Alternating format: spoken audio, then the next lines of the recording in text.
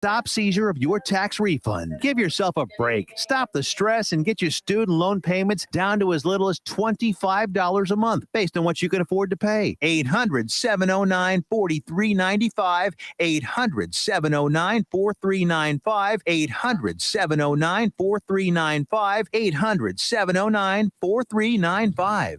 You're listening to Joco Community Radio.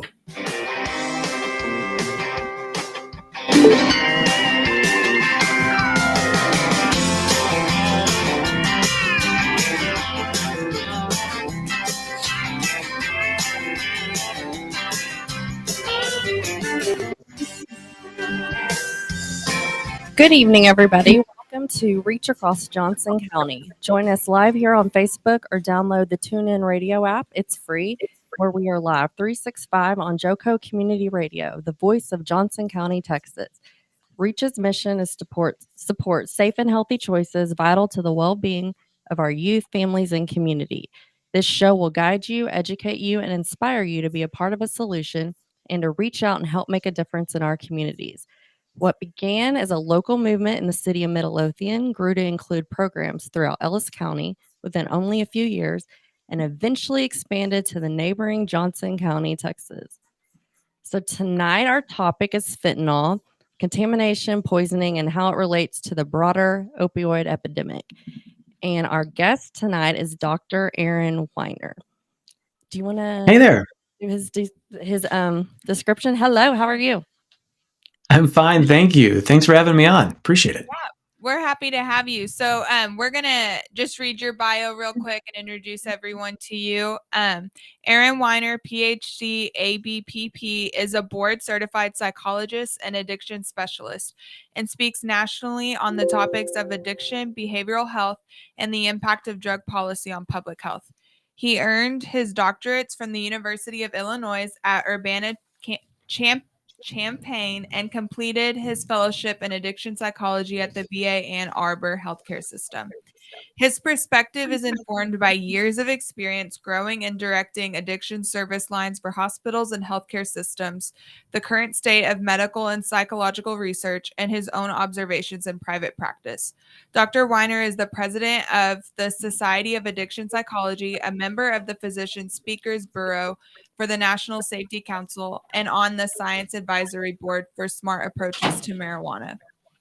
So, welcome. We're really happy to have you. Happy to be here too. And also, my name is Ashley Vasquez, and I'm our mental health project coordinator. And I'll let our other hosts introduce themselves. Hi, I'm Erica. I'm the coalition coordinator. And then we also have Nikki. She is our DFC coalition coordinator.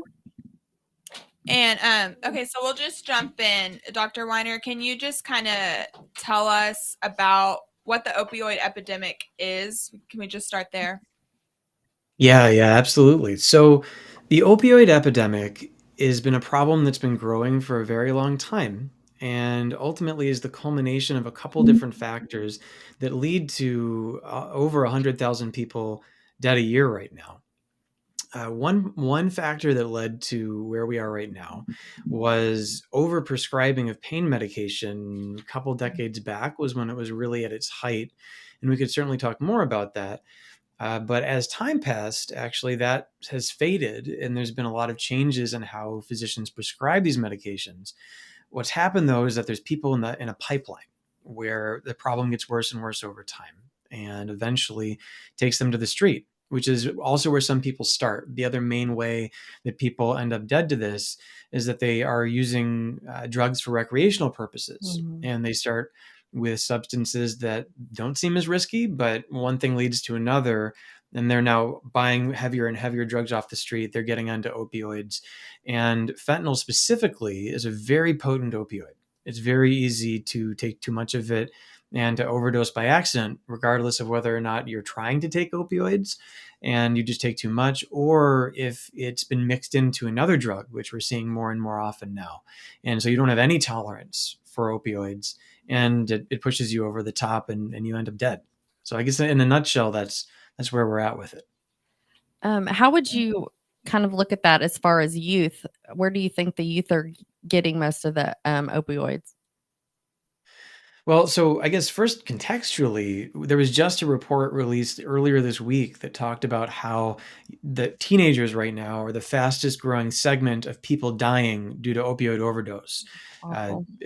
They've got the steepest slope. And actually, if you look at fentanyl poisonings in particular, right now, young people are being affected by this at the greatest rate of increase. I still think that there's more people dying who are in their 20s and 30s due to this, Mhm. just generally, but fastest growing segment. I think for young people, it happens because I think this, I guess, just plainly put, this is a really rough time to be Mhm. experimenting with street drugs. Fentanyl is everywhere. You might have seen it, that there's rainbow fentanyl now that's being shipped Mhm. in where they look like sweet tarts, which is like pretty clear what these people are going for. Oh, yeah. Unfortunately, I mean, it's just really tragic, but because it's so opioids are so addictive, we're starting to see fentanyl get mixed into other products because the Mhm. dealers are thinking, well, you can maybe get people hooked into Hooked this, faster. uh, yeah, faster. Gosh, I just had a question. I can't remember whenever he was as far as the like, because Halloween's coming up. Have you heard of anything on your end just about parents? Do they need to be looking? Do you think that this is going to be getting into candy, or is it more of just like drug dealers trying to sell to young adults and youth? I don't see it getting probably into too much candy, like if you're Yeah. buying a big bag of candy at the store, there's not going to be any fentanyl in there. I think, there's always going to be bad actors here and there. Right. Honestly, on the Halloween front, I'd be more worried about something getting mixed up with, like, say, THC edibles or, Mhm. something along those lines than rather like some sort of fentanyl poisoning. Fentanyl, how long has that, like, been around where when you're starting to see it as a doctor, being, I guess, abused? Is it, like, the past 2 or 3 years, or is it longer than that?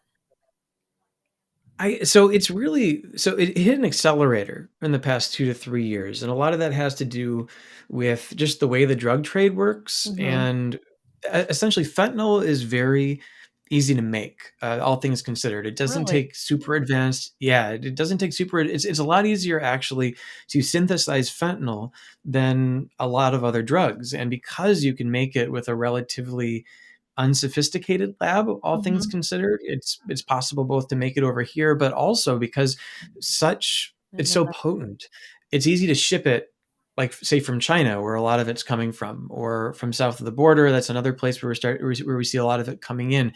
It's very easy to get it across, even to send it through the mail, because it's so small, it's so tiny, it's easy to ship it around. And so the combination of it's easy to transport because it's so small and packs such a punch, as well it's really easy to synthesize. We've seen a rise in it in the past 5 years in particular, which is why when you look at the opioid epidemic kind of as a whole, it went through these phases where first it had a lot to do with prescription overdoses, then it moved into heroin, but now it's Mhm. really being driven by fentanyl. Gosh.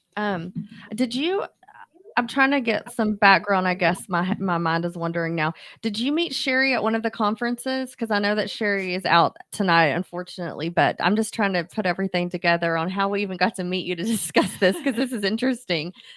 Okay.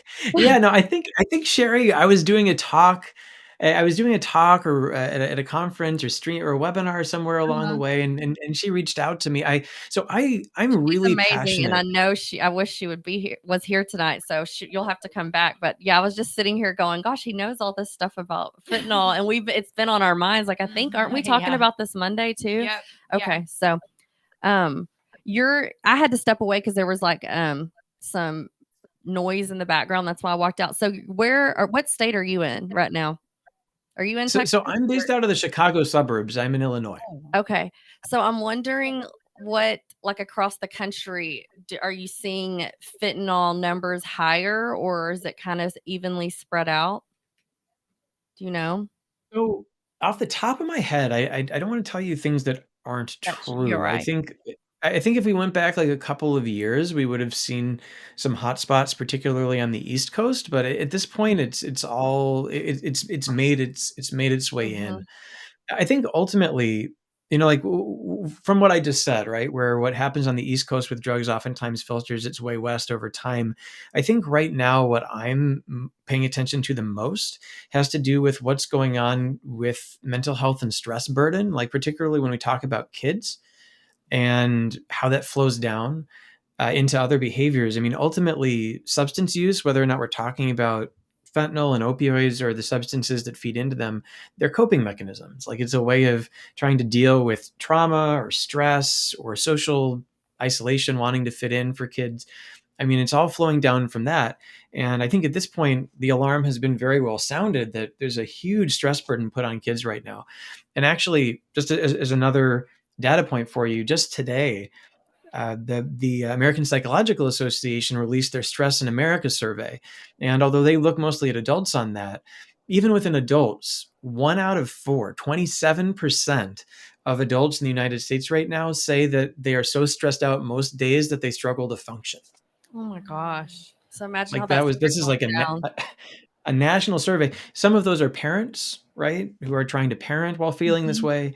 And we know how much pressure kids are under, even over and above what we feel as adults. So when I look at that, I see a tidal wave of mental health concerns. And when I see that, I think eating disorders, I think addiction, I think self-harm, I think obsessive gaming and technology use. There's just a lot we got to keep our eyes on.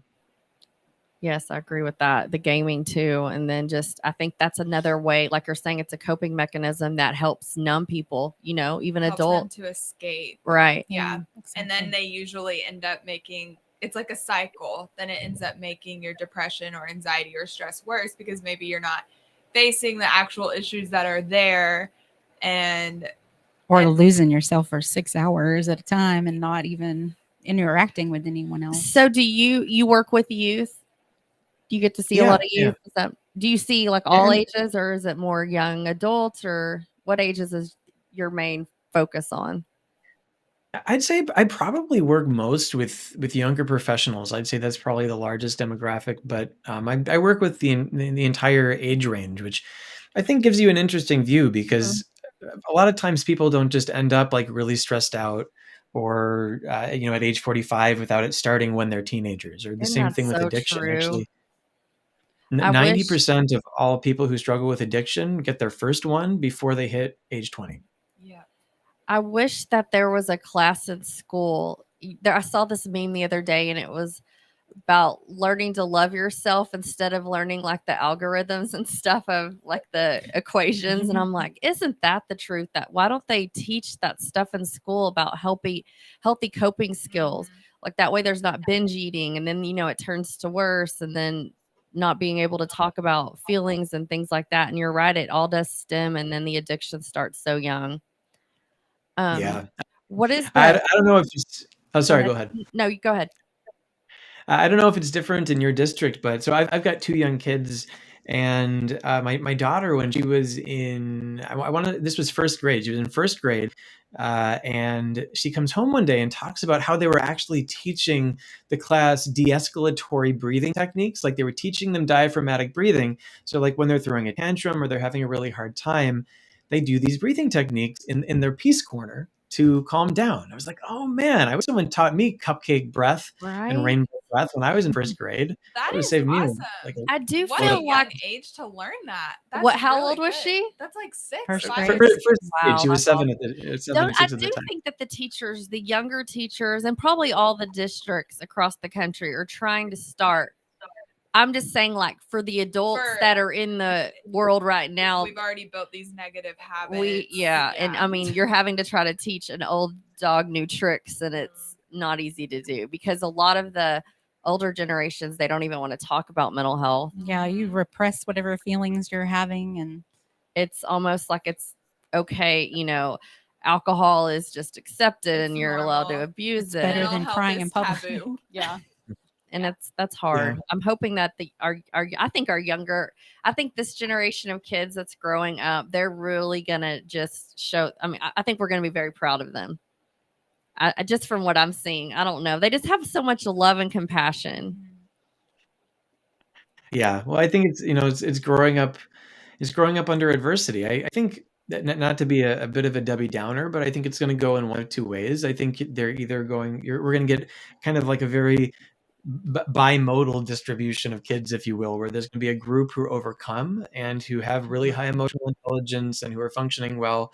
And I think there's going to be a lot of people who get sucked under, honestly. That is true, especially with COVID. And I don't know, I'm sure you've seen, just I experienced in my home where my kids, it was hard for them to be at home, be socially isolated, and then go back into the schools and have to learn how to kind of flip that switch in their brain. And it did cause a lot of anxiety. Then it had to teach me patience, because as an adult, I'm like, guys, why aren't we getting the rhythm back? Let's start, but if I was even witnessing teachers where it took them, really last year was like a trial year. Mhm. It was like kind of, can we say post-pandemic now? Were we out of it yet? I don't know. It bounces back. That's and the forth. billion-dollar question. But I was noticing that even the teachers weren't back in it yet. It was kind of like they were trying. So then the kids, of course. So I think this year I've seen a flip, a switch flip with everybody at my house. Like I can just tell if the kids are trying harder, because last year I was like, where is the motivation at everybody? And that's hard whenever you're watching that with your family, never mind all the homes that were probably across America trying to do that. And like you said, it's some kids might not ever recover. Yeah, it's tough to toggle like that. So I attended a virtual training at Boston Children's Hospital last week about, they call it problematic interactive media use, or PIMU for short, which is basically kids who are just completely stuck in their phones, tablets, and games. They get angry when you try to take them off of it. They are not sleeping because they're up all night doing it, that sort of thing. And what they were saying, because they do both treatment and research out of Boston Children's on this, and they were saying that what they found is that the kids started building these habits over the pandemic where there was nothing to do other than screens, and school was on a screen, and just everything was screens all the time. But actually, even as the restrictions are gone and as they're reintegrating back into more social circles, we've seen these heightened levels of like Netflix and YouTube watching, of gameplay. It actually has continued to increase. So these coping strategies that they developed, they're actually continuing, many of them, to lean further in, even though they have other options, which is what would you suggest for parents that are listening to try to reverse that in their homes? So I think it takes intention, and it also takes sometimes doing the hard thing that's also the right thing. Like I see there's a lot of family units where in many ways, unfortunately, the kids run the show, because like if you try to push back, they throw a tantrum. Like they get really intense, they get really angry. And although, yeah, like mom or dad can like overpower in some capacity, like it just feels awful. And they've had a hard day and they're stressed out. So they're just like, we're just gonna let this go. It's just easier. And yeah, it's just easier. But the problem is that then that just perpetuates this cycle where things get worse and worse. And by the time someone ends up working with me, or they end up working with one of these clinics, things have gotten so entrenched that it takes more effort to get out. And so like certainly we could talk about like specifics about like what do you do in various situations, but I think ultimately it's taking a step back and looking at the patterns in your household, both within yourself but also within your kids, and say, like, if this continued for like another 4 years, where would we be? Is that where we want to be? It's so true. Last year, we, soccer, we kind of like took a break off of soccer. And then when we went back in the spring, the kids, they were just giving me a hard time even to go to practice. They were just so lazy. And I had to have a major conversation with them this summer about like setting the priorities and setting what the day we're going to look like, and that we weren't going to have whining, that we were going to go, that they needed to be interactive, that we weren't going to sign up if I was going to have to hear the griping. And just to put that out there and to give the kids those expectations, I can say that the kids are in the car, they're ready to go, but mine are 12.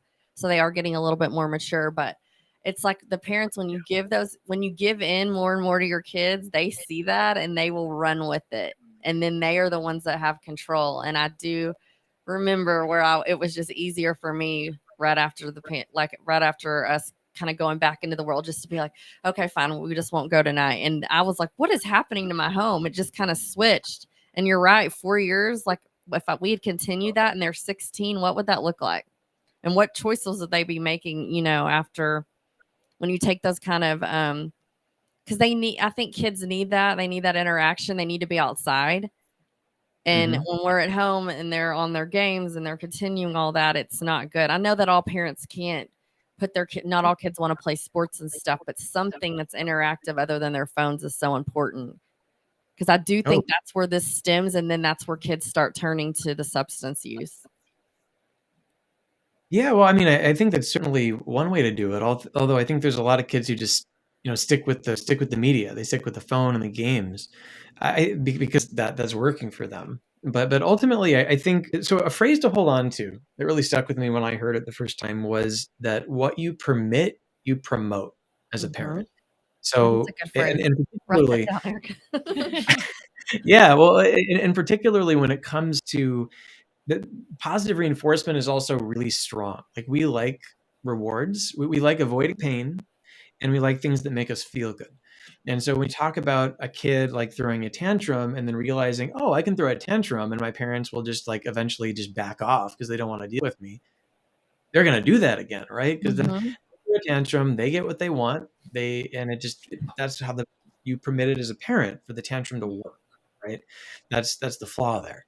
And so, ultimately, there's like depending on where you are in this process. Like, if you have a child who's really learned, like, hey, like this, drugs are a way, like getting high all the time is a way to solve my problem, or sinking into the online game world all the time is a way to solve my problems, and they've gotten really conditioned to do that. You've got some work to do to pry them away. And it's kind of like you got to take a two-pronged approach. One is disincentivizing the behavior that's unhealthy, so making it less appealing, having firm boundaries, those sorts of things. But then you also have to make them a better offer. You've got to show them, hey, working with me as a parent, this is in your best interests, not just because you're avoiding pain, because if you do it this way, there's benefits. How would you do that other than telling them that? So positive reinforcement, remember, a big part of why they are doing what they're doing is connection.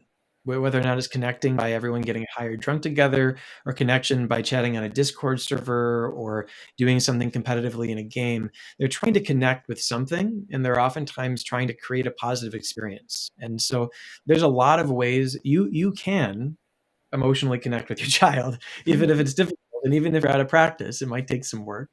But you can do it. And then you can also create positive experiences. They might not be the same positive experiences that they're used to, but like if you don't give them something to walk towards, but instead you're just trying to punish the behavior out of them, you might just find that they kind of like wait it out till they're 18 and they go off to college or go to work and move out of the house, and they go right back to where they used to be.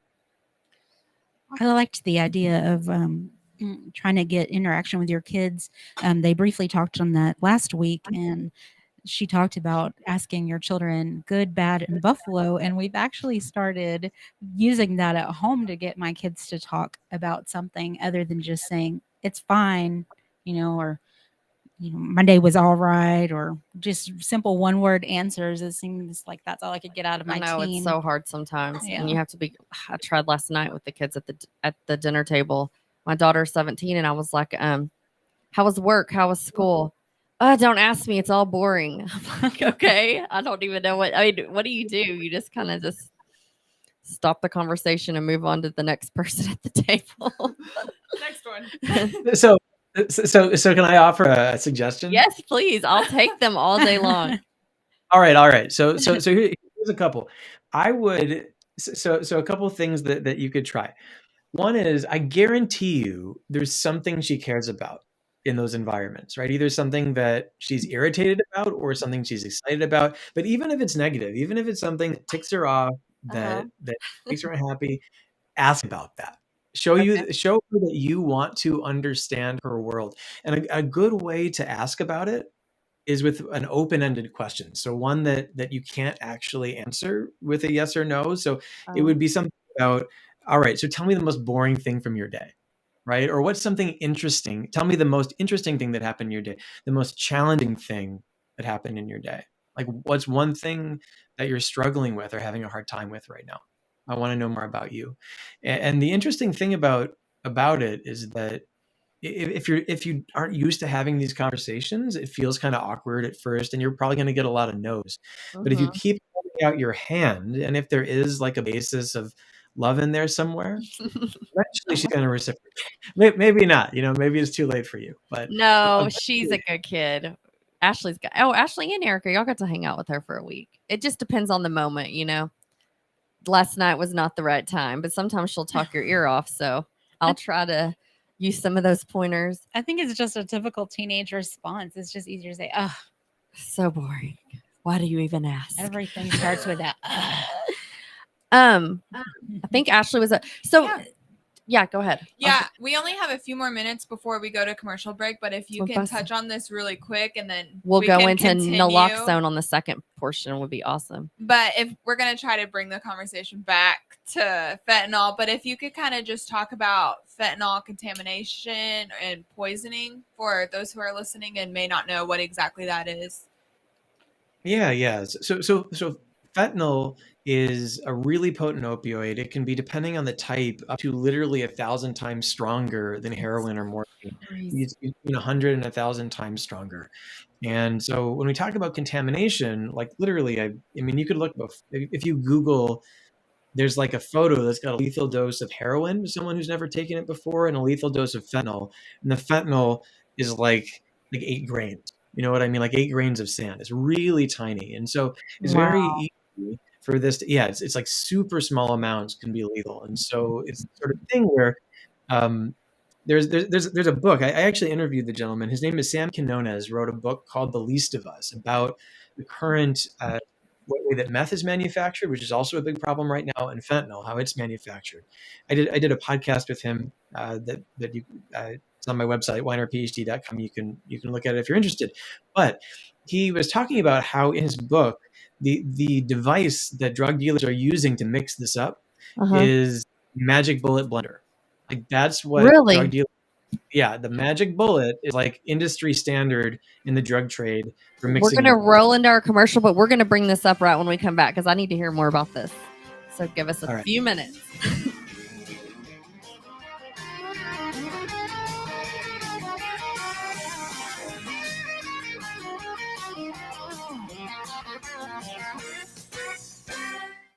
Here's important new information from the Diabetes Solution Center for you, a family member, or a loved one suffering with diabetes. If you have lost your provider, or if you need a provider for diabetic supplies, you may qualify to receive your diabetic testing supplies now with little or no out-of-pocket cost, regardless of your age.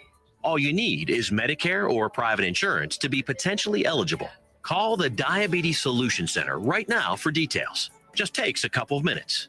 Our friendly, knowledgeable agents will give you free, no-obligation information, handle all the insurance paperwork, and make sure your supplies are delivered directly to your door for free. Call U.S. Medical Supply 24 hours a day. 800-597-9323. 800-597-9323. 800-597-9323. Call right now. 800-597-9323.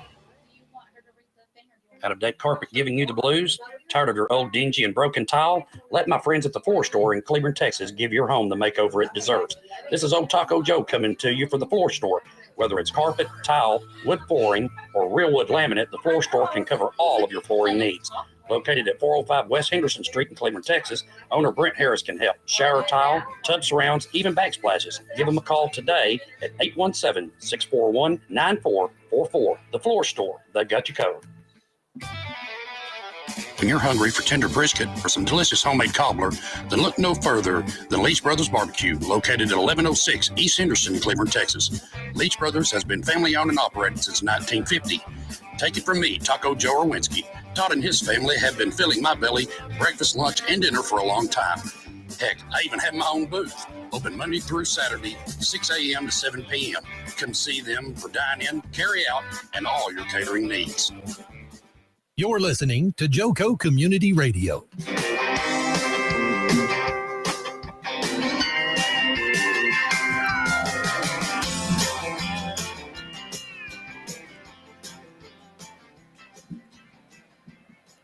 Welcome back from a commercial break. JoCo Community Radio is proud to be the voice of Johnson County, Texas, and is live 24/7 on the TuneIn Radio Network.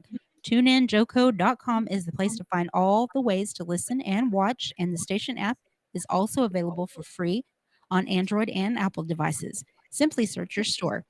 Check out our lineup and more at jococommunityradio.com. This episode and more brought to you by Patriot Claims, making your insurance work for you. Reach out to your Texas sales rep at 844 TEXHAIL. That's 844 839 4245. Be sure to dress your arms and more at thetiffy.com. That's TheTiffie.com. Okay, so sorry to have to cut you off, but you were talking about the magic bullet blender. Oh yeah. No, just like so it's basically just like a little pod with a blade in it, that's not scientific at all. And so when you're talking about like 8 grains of sand being potentially lethal, it's really tough. It's very, very easy to make mistakes. And so whether or not it's being mixed in with heroin or what's called press pills of things that are more like oxycodone or hydrocodone, which is what's in Norco and such, very easy to make mistakes, or just, again, intentional contamination sometimes, or sometimes unintentional, and then someone takes too much. And because opioids slow down your breathing and eventually stop your breathing, that's what leads to overdose. I just pulled up the kind of an image, and we'll try to post this on the show, but it is crazy what you're saying with this heroin versus fentanyl and the amount of a lethal dose. That is just, I wish that they had a picture of this for kids to see in like the schools, because it is so scary. I mean, you're right. It's like a few grains of sand versus like I don't know, like a palmful. It's crazy. And so in the instance of poisoning, you're saying that they actually experience respiratory failure? Yeah, that's what it looks like. Your breathing stops, and then you die because oxygen gets cut off to your brain for too long, and your brain dies. And it happens. I mean, I'm actually at this moment earlier today. So I'm a clinician. Earlier today, I saw a patient who I'm working with after an accidental overdose, where he thought he was taking cocaine and there was fentanyl in there, and he overdosed and nearly died. And he's not the only one who I work with on this. So it's definitely something that's happening right now, and it's what's driving the overdose epidemic at the moment. Do you see a need to have naloxone more readily available? Yeah, I think it can't hurt. So naloxone, for those who aren't aware, is a drug that will reverse an opioid overdose for 30 to 90 minutes. So basically what it does, the way your brain works is it communicates by like one neuron spitting chemicals at another one. And it's like a key going in a keyhole. And when it fits, it sends a signal that does something in your body.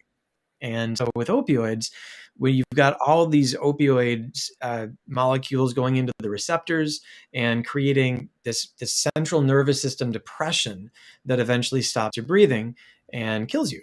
And so what naloxone does is it binds. It's basically like the strongest key you can imagine. So even if there's an opioid in that keyhole sending a signal, the naloxone boots it out and takes its place. And so it'll take you from an overdose state where you're not breathing to breathing again, because it's taken those opioids out of the keyholes. And so then you start breathing again, but it doesn't last forever. And so it's something where you still have to call 911, because someone could go back into an overdose state, particularly if they've taken something like fentanyl, because it's so strong. And sometimes you need multiple doses of naloxone to boot out to boot the fentanyl out, because there's such a high concentration of opioids in the brain. So how long do you think that it lasts? Are you saying like a few minutes? So it can last up to 90 minutes, but the idea behind it is that you want to call, if someone overdoses in front of you, you want to call 911 immediately, because they're going to have all the supplies. The person may still need to go, probably will still have to go to the hospital. You want to get the ambulance coming immediately, and then administer the naloxone. And hopefully there's a whole protocol to it. Essentially, it can be minutes, seconds, difference between someone losing some or all of their brain, and dying or having brain damage from an overdose versus being able to be revived and be okay. So, can you kind of describe again what an overdose may look like? I know it could be different. So, you're saying shallow breathing, but like for a young adult or even a parent or somebody, what are some signs that because they might not know that their kids are even experimenting. So, what are some things that people might need to look for? Yeah, well, so if someone is using opioids in particular, they're going to be sedated. They're going to be very sedated. They might be kind of euphoric, so like seeming like they're in a pleasant place, but also like half-masked eyes, slurring words, not necessarily making too much sense. They might struggle with like their motor functions, so like in terms of walking normally or being able to handle things, if particularly if they're very high. But then as you start to go up and up and up, you're going to see even more of that sedation, someone potentially being in just almost like a comatose kind of state or losing consciousness entirely. Someone may also vomit, so it's really important if someone's in that place where they're not overdosing, but they're clearly taking too much of a drug, to lay them on their side so that if they vomit, it doesn't go back down their windpipe and choke and kill them. But ultimately, if you've got someone who is using opioids regularly, you're going to look for that sedated sort of presentation. The overdose itself, you've got the unconsciousness, you've got the vomiting, but the loss of consciousness and then the stoppage of breathing is really the hallmark. So do you think that we should be educating our youth about naloxone?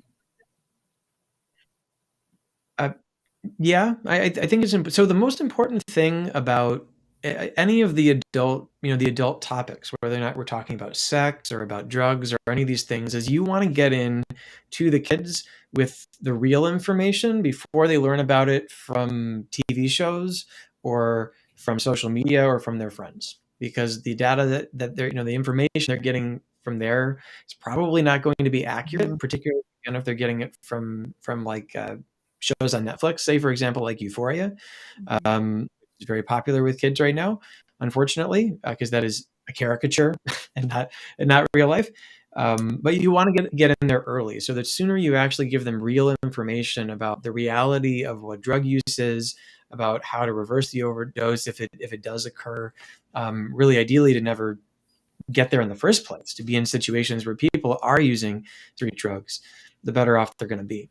Have you seen any young adults or teens that continue to use fentanyl because they know they have naloxone as a backup, and it's basically like, doesn't really matter because we know that we'll be okay with this? Could it be, kind of a negative thing? I'm just sitting here as a parent thinking how kids are. You mean like So the data that we have shows that naloxone does not encourage people to use more. Okay.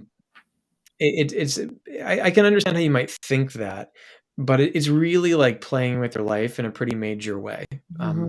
It's something where the people who are actively using fentanyl, by and large, are not happy people if they're doing it on purpose. These are people who are tortured in many ways, or just struggling to get by.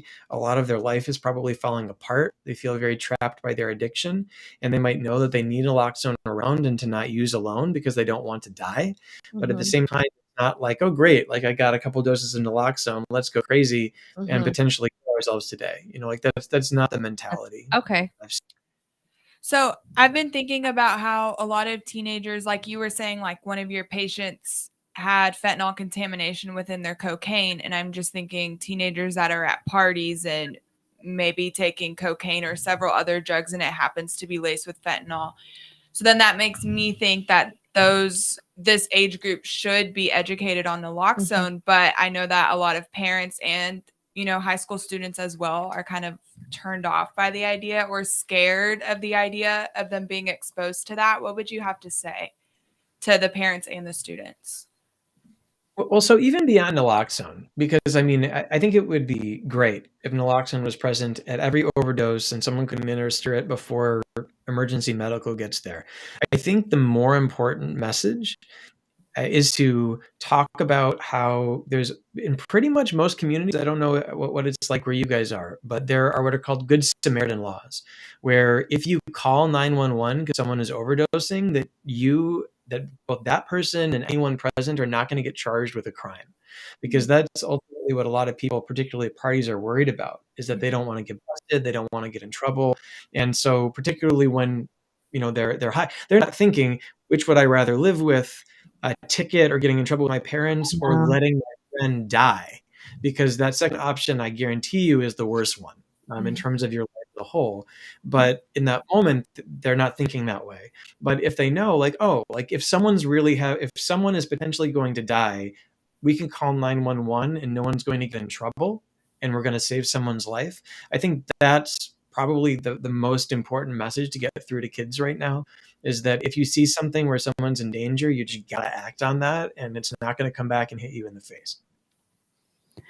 So do you feel like we should be having those talks to the youth so that they can educate their peers and maybe explain that to their peers that may not know some of the dangers behind the Yeah, drug I use? mean, if we're not talking about how right now kids are dying faster than their rate of death with this is higher than everything else, that fentanyl could quite literally be just about everywhere. I'm forgetting the name of it, but someone made a short documentary, you can find it on YouTube, about there's basically these bunches of parents whose kids died of accidental fentanyl overdoses, being like, just don't do it.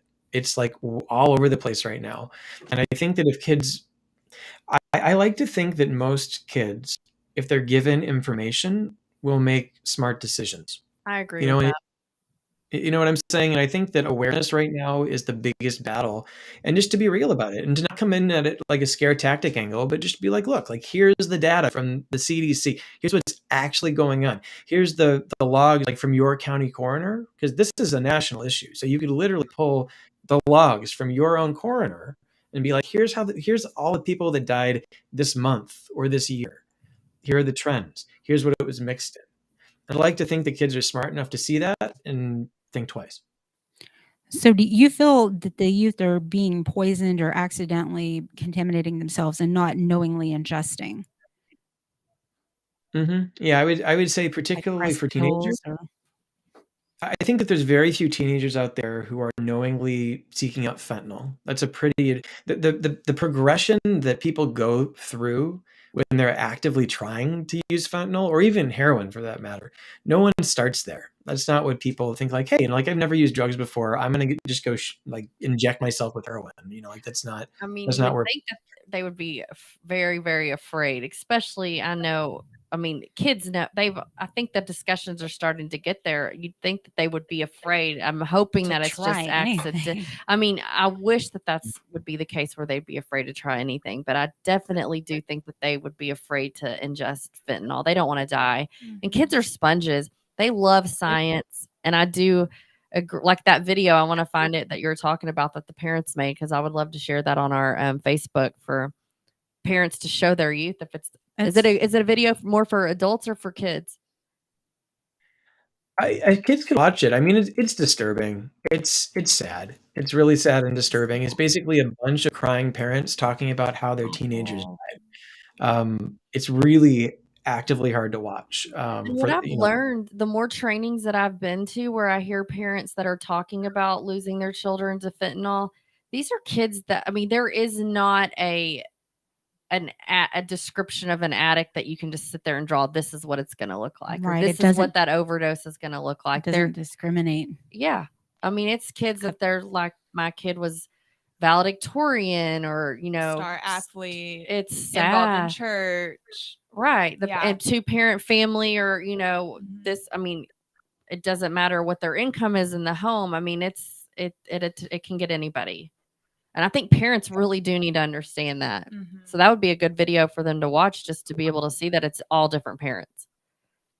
Oh yeah, no, it cuts across, everything, and I think so. Right now, my take on just a lot of what's going on in the country is that there's with I'd say the resurgence in this burgeoning cannabis and THC, and that whole industry that's growing across the country right now, as well as a lot of venture capitalism in psychedelics. There's a lot of feeling that just like using drugs is trendy right now. There's also a lot of confusion around what harm reduction means, and this idea that like, and this is a huge rabbit hole that we can go down, but basically there's a lot of work to basically say that using drugs, recreational drugs, is just a just fine thing to do, just like drinking a cup of coffee is a just fine thing to do. And it's in this differentiation between the fact that yes, people who use drugs should not be stigmatized, but at the same time, we should not be promoting drug use, because there's a lot of dangers and pitfalls around that. I think that there's a lot of that messaging right now and normalization that kids are picking up from their peers, from the media, from a lot of different sectors, that's giving them a permission structure to go out and get high in different ways, which means that they're encountering more cocaine. They're encountering people who are microdosing psilocybin mushrooms. They're encountering people. There's just a lot more of that out in the wild, and that means more opportunities to hit a bad batch.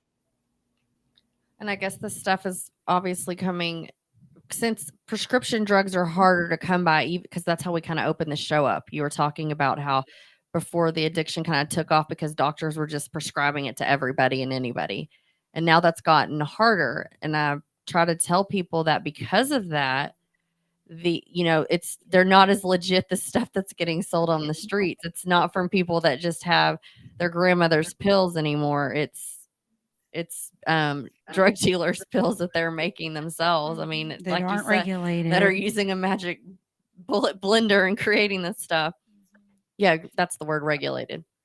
Well, it is so easy to get. Like, no joke, you could just go onto the dark web, which is actually very accessible if you know how to do it, and mail order any drug you want to your house. Wow. Like, legitimately, like that is where we are. Telling me them, because she was telling me what's going on right now in her schools, because it was homecoming. Was that homecoming last week? I think. Yeah. Or no, it's coming up, but I guess it was another high school. And she was saying that she's hearing like cocaine everywhere. Like the kids are talking about cocaine. And I'm like, where are teenagers getting cocaine? She's like, Snapchat. She's like, you get paid by the drug dealers to share or to forward their information. So there's kids that know that this is a side income. Yeah, they're like, that's how they're doing it. And I'm like, so I don't know what we can do as parents to try to take care of, like to try to make more laws about that, about Snapchat. What with Snapchat? Internet access. I mean, and the fact that regulatory they think that the Sorry, go ahead. Sorry, go ahead. No, we were having a lagging issue, but go ahead. Yeah, no, I was I was just going to say that the regulatory, it's tough to do, in terms of how do you help with this. I think this is a parenting thing, where I think a lot of parents don't understand that that phones are actually not phones. They're like internet portals. Like, kids don't use phones to make calls.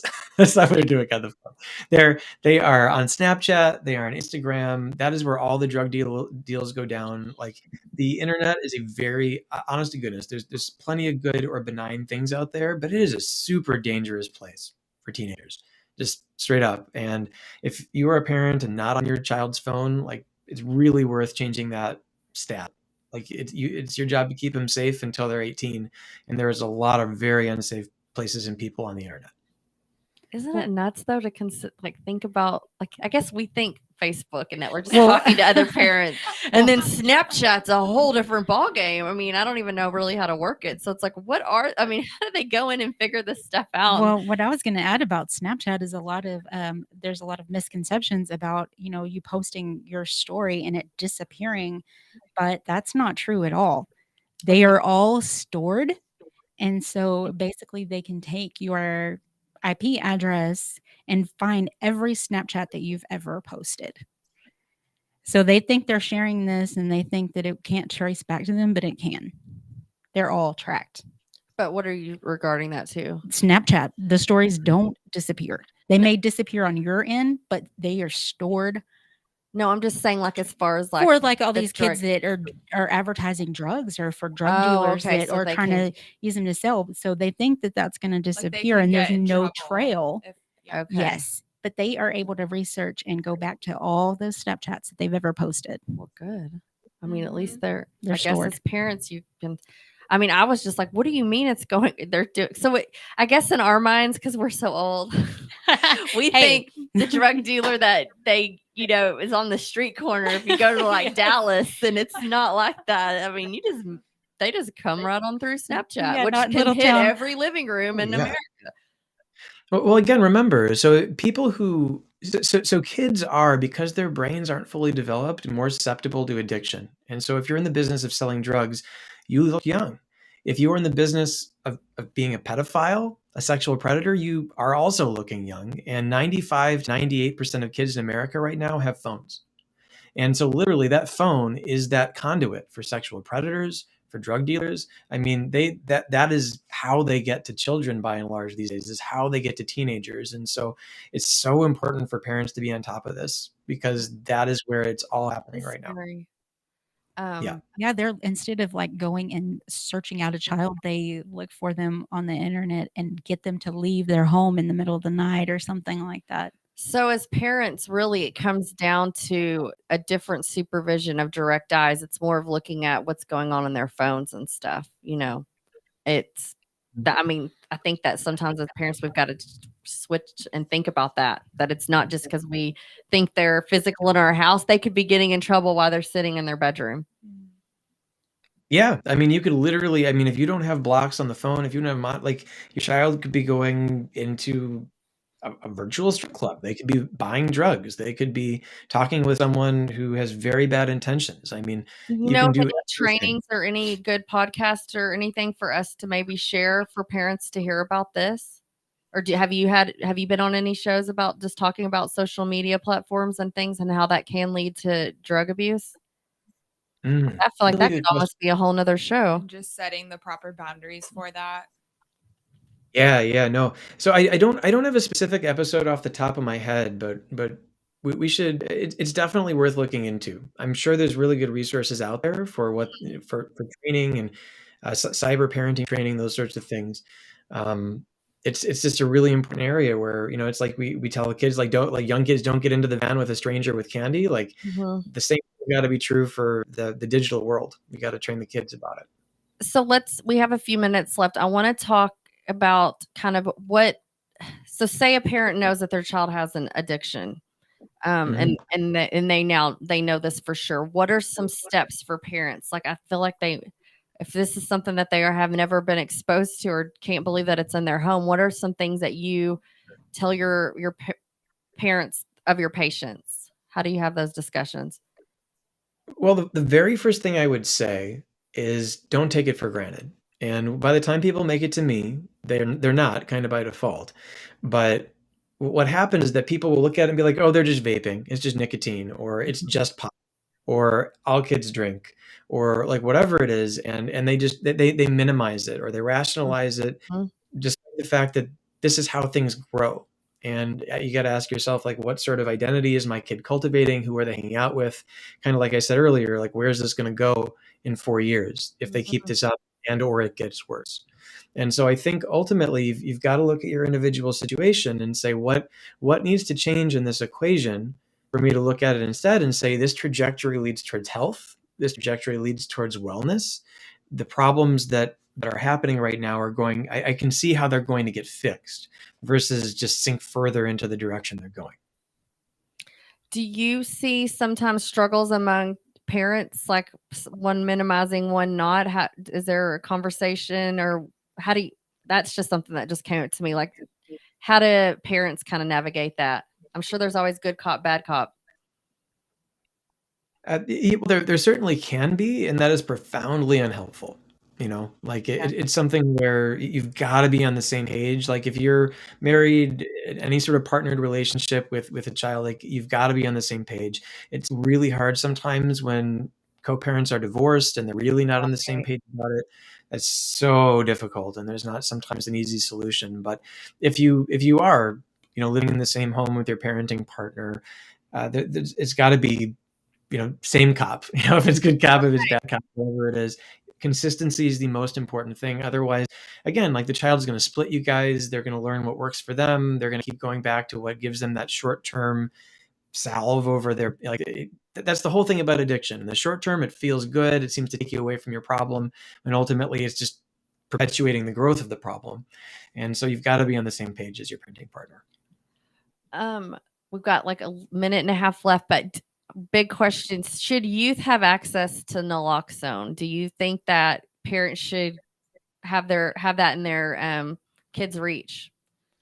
Or handed out at schools even. Out at school. I mean... So I definitely think it should be at schools. I think so. One, I think it's worth having. I know we only got a minute left. I would say one, it's actually very easy these days to have a dose of naloxone. It's worth just having one handy. You never know what you're going to run into. That being said, if you're in a position where you think I or my child should, has cause to have a dose of naloxone, that's a huge red flag that you need to be doing other things too. It doesn't mean that you shouldn't have it around, but if you're like, yeah, my child's in high risk situations where they might witness an overdose or overdose themselves, right, like there's some work to do. Yeah, there's some other steps parents need to take. But if anybody is listening and y'all do need naloxone, you can come to the JoCo Radio. We do have some stored up here, or reach out to Reach Across Johnson County. And do you want to share your info one more time? I would love for people to be able to go to your website and just kind of look around.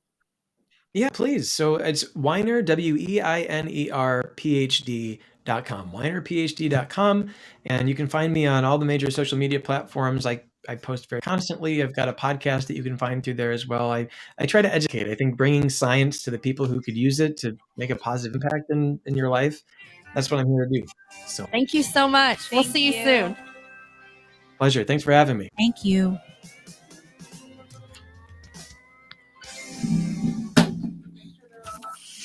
From Burleson to Venus and Grandview to Godly, this is the voice of Johnson County, JoCo Community Radio.